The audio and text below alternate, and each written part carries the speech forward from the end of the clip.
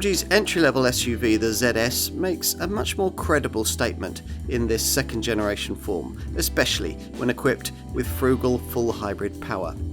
Do you really need a pricier small crossover than this? One thing that might surprise you about this front-mounted drivetrain is just how powerful it is. That electric motor develops 134 brake horsepower, and in combination with the 101 brake horsepower 1.5 litre 4-cylinder petrol engine it's paired with, means this ZS Hybrid Plus has a rather considerable 194 brake horsepower to play with. To put that into perspective, mainstream versions of the much pricier Toyota Yaris Cross Hybrid have just 114 brake horsepower. Small wonder that this MG is so much quicker than its Japanese rival, making 62 miles an hour in just 8.7 seconds, 2.5 seconds quicker than that Yaris, on the way to 104 miles an hour. Though from behind the wheel, the perceived difference in performance between the two cars isn't quite as great as that increment might suggest. To replicate that quoted acceleration stat, you will of course have had to engage the most eager of the three provided drive modes, Sport. The other two are Normal and Eco, by which time the green EV light on the instrument display will long ago have been replicated by an HEV icon, indicating that the engine is in play. That combustion unit integrates itself quite smoothly, unless you press the throttle into its final third of travel, at which point this MG feels right out of its comfort zone, its drivetrain mooing like a heifer in heat. But you won't suffer this refinement affliction unless you drive the car in the kind of manner a typical owner never would, and you quickly learn to work around it. The base SE petrol version of this ZS still uses one of the oldest and most inefficient engines it's possible to buy, so the sophistication of the power plant in this Hybrid Plus model is something of a pleasant shock. That little battery can't actually take the car more than around half a mile without troubling the engine, but that's not really the point of a proper hybrid.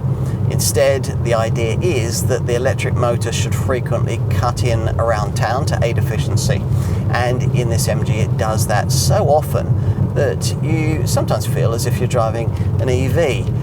At these lower speeds, the powertrain always defaults to a full EV setting. Then, when the battery is depleted, it switches to a series mode that sees the petrol engine quietly wake up to power a generator that tops up the battery with electricity.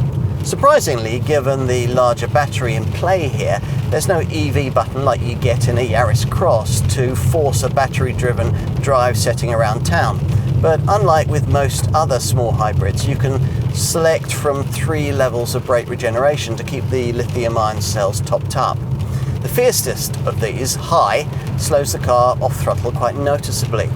Get beyond the city limits and the powertrain automatically switches to a parallel hybrid setting, which is where for the first time the petrol engine sends its power direct to the wheels, in combination with the electric motor via an auto gearbox. That auto, rather curiously, has only 3 speeds. MG says that makes it more reactive.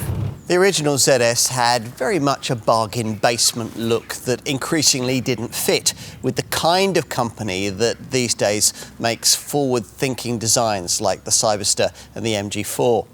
This second generation ZS is a much more satisfying looking thing, borrowing cues from second generation versions of the MG3 Super Mini and the larger HS SUV.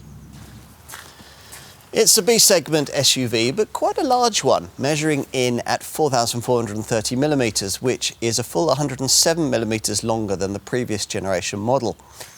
At the front, the LED headlights smear around the chamfered corners of the car and sit well above this deep, distinctive front grille that's flanked by narrow boomerang-shaped intake panels on either side. At the rear, where a previous owner might notice the lower roofline, this ZS is 18mm shorter than its predecessor. MG has resisted the current trend for full-width light bars, but these tail lamps have full LED illumination. What you'll probably really want to know, though, is whether this second generation ZS is now more Waitrose than Aldi inside. So let's take a look.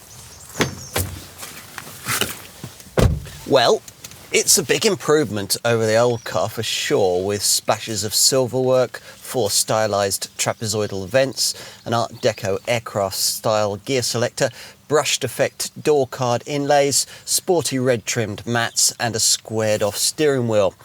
Despite all this worthy effort, if we're honest, most obvious rivals still feel just that bit nicer in terms of cabin ambience, but you could now switch into a ZS from one of them without feeling miserly. The rejuvenated ambience is obviously helped a great deal by the big step forward in cabin screen tech, which MG has embraced wholeheartedly. Perhaps too wholeheartedly, you might think, if you don't happen to like the arcade video game style graphics of the new 7-inch digital instrument cluster. To suit the modern trend, this central infotainment monitor has grown to 12.3 inches in size and features plenty. Standard built-in navigation, a reversing camera and App Connect, Apple CarPlay and Android Auto connectivity, though that smartphone mirroring unfortunately remains wired rather than wireless. As usual, the home screen is split into customizable widget sections with a shortcut function menu down the monitor's right-hand frame. This is one of those SUV crossovers that sits you noticeably higher than the hatchback it's based upon. And though the positioning is hardly commanding, it does give you good all-round vision, hampered only by chunky rear C-pillars, though on this top variant you won't be much bothered by that because a 360 degrees surround view camera system comes included. Time to take a seat in the rear. With the increased size of this second generation model, you'd think that improvements would have been made here, which by and large is true. The bench doesn't slide, nor does the backrest recline, but there's pretty much the same sort of leg space back here as you'd find in a more expensive lower mid-sized crossover from the next class up, like say a Nissan Qashqai or a Seat Ateca, cars that are considerably more expensive than this one. You can push your feet well under the front seats, and headroom's impressive too. With such a spacious back seat on offer, you might expect a generously sized boot too. Lift the hatch though, and it turns out that the 443 litre space provided, the same with both of the available engines, is actually 5 litres less than was offered before. Still, that's above average by class standards, 43 litres more than a Duster hybrid for instance, and you access the space via quite a low loading lip. Compared to nearly all its direct compact SUV segment rivals, this ZS Hybrid Plus is cheaper, more spacious, better equipped and much more powerful. It's more frugal than most of them too. Now, if all of this had been delivered with the cheap feeling cabin and little looks of the previous generation model, it still might not have been enough for sales success, but significant steps forward have been made in both directions. You'll still find many pricier segment rivals are more avant-garde to look at and sit in, but MG is closing the gap, creating here a small SUV you'd be unwise to ignore.